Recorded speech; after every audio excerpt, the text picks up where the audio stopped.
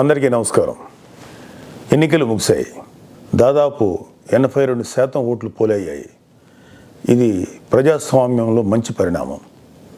కానీ ఇదే సమయంలో ప్రజలందరూ చాలా అప్రమత్తంగా ఉండాలి. ఎందుకంటే పోలింగ్తోనే ఎలక్షనీరింగ్ పూర్తి కాలేదు, కౌంటింగ్ కూడా ఉంది.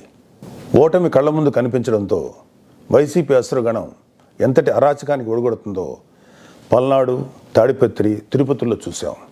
సైకోపాత్ అనే మాట మనం వింటూ ఉంటాం. ఈ జగన్మోహన్ రెడ్డి కూడా ఆ కోవలోకి వస్తాడో లేదో తెలియదు, కానీ ఖచ్చితంగా అతను ఒక సోషియోపాత్. ప్రజలను కులాలుగా, వర్గాలుగా, పార్టీల వారీగా విడదీసి చిచ్చులు పెట్టి ఆనందించే రకం. అతనిలో ఆ మానసిక స్థితిని మొదట్లో ఎవరు గుర్తించలేకపోయారు. ఆ వ్యాధిని తన అసురగణానికి కూడా అంటించాడు. ఈ సోషియోపాత్ మానసిక స్థితి రోజు రోజుకి ముదిరిపోయింది. ఓటమి కనిపిస్తుండటంతో వైసీపీ ముఠాలు ఉన్మాదంతో ప్రజల ఇళ్ల మీద పడి అరాచకం సృష్టిస్తున్నాయి. మాచర్ల వైసీపీ ఎమ్మెల్యే సంబంధీకుల ఇళ్లలో పెట్రోల్ బాంబులు దొరికాయంటే ఫలితాలు వచ్చాక వీళ్ళు ఎంత రాక్షసత్వానికి తెగబడబోతున్నారో ప్రజలు గ్రహించాలి. తాడిపత్రిలో పోలీసులు కూడా తమను తాము రక్షించుకునేందుకు అగచాట్లు పడ్డారు. అంటే వైసీపీ ఎంతగా రెచ్చిపోతుందో అర్థం చేసుకోవాలి.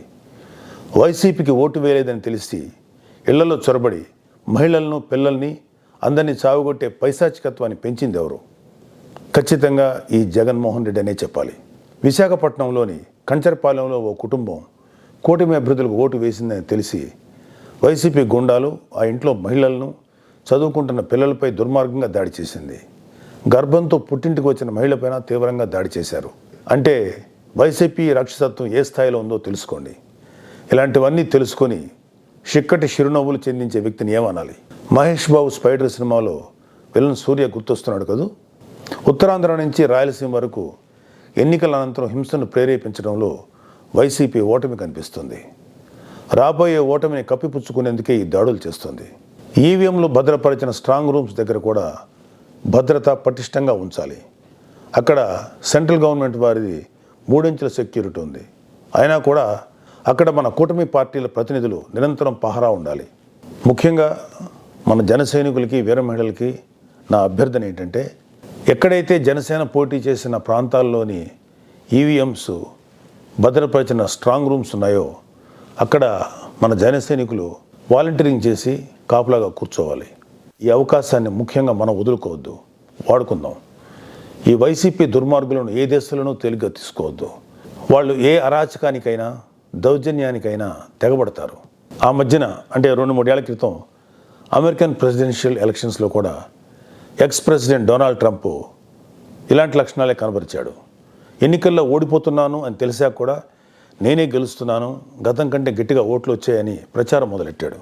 ఫలితాలు వచ్చాక కూడా నానా యాగి చేసి కుర్చీ వదలంటే వదలని అలాగే భీష్మించి కూర్చుంటే వైట్ హౌస్ నుంచి పంపేశారు. దాదాపు ఇలాంటి లక్షణాలే మన ఆపద్ధర్మ ముఖ్యమంత్రి జగన్మోహన్ రెడ్డి కూడా ప్రదర్శిస్తున్నాడు.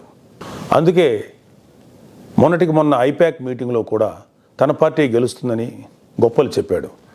అతని మానసిక స్థితిని వంట పట్టించుకున్న ఉత్తరాంధ్ర నాయకుడు ప్రమాణ స్వీకార ముహూర్తం, విశాఖలో స్థలం అన్నీ ప్రకటించేశాడు. జూన్ 4 తర్వాత వీళ్ళందరినీ విశాఖలో ఉన్న ఆ ఆసుపత్రిలో చేర్చాల్సిందే. ట్రంప్ లాగే జగన్ కూడా కుర్చీ వదులుకోవడానికి ఇష్టపడ్డాం. తన ఉన్మాద బృందంతో రాష్ట్ర వ్యాప్తంగా దాడులు, హింసకు తెగబడే ప్రమాదం లేకపోలేదు. దీనిపై కేంద్ర ప్రభుత్వానికి ఖచ్చితమైన సమాచారం ఉంది. అందుకే వచ్చే నెల 15వ తేదీ వరకు కేంద్ర బలగాలను మోహరించాలని చెప్పింది. మన వంతుగా కౌంటింగ్ ముగిసే వరకు కౌంటింగ్ కేంద్రాల దగ్గర, పార్టీ కార్యాలయాల దగ్గర కూటమి శ్రేణులు అప్రమత్తంగా ఉంటూ ప్రతి కూటమి కార్యకర్త ఈ కేంద్రాలను పర్యవేక్షిస్తూ ఉండాలి. ఆంధ్రప్రదేశ్ రాష్ట్రం ఈ అరాచక శక్తుల చేతుల నుంచి అభివృద్ధి సాధకుల చేతిలోకి మారే సమయం దగ్గరలోనే ఉంది. అందరం ఆ శుభగడి కోసం వేచి చూద్దాం. జై జనసేన, జై హింద్.